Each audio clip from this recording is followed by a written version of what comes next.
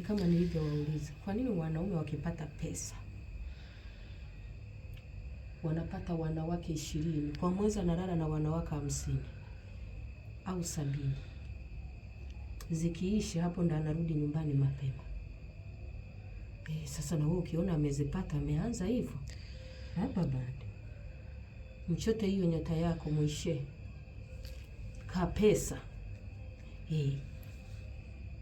Kwa nini wengine wa mama wamekaa na wanaume wenye pesa? Kwa sababu na mwanamke ana pesa. Iba nyota yake na wewe ufanikishe kwa nyota yake. Angalau nyota yake muigawane. Aingize pesa na wewe uingize pesa. Anunue gari na wewe ununue gari.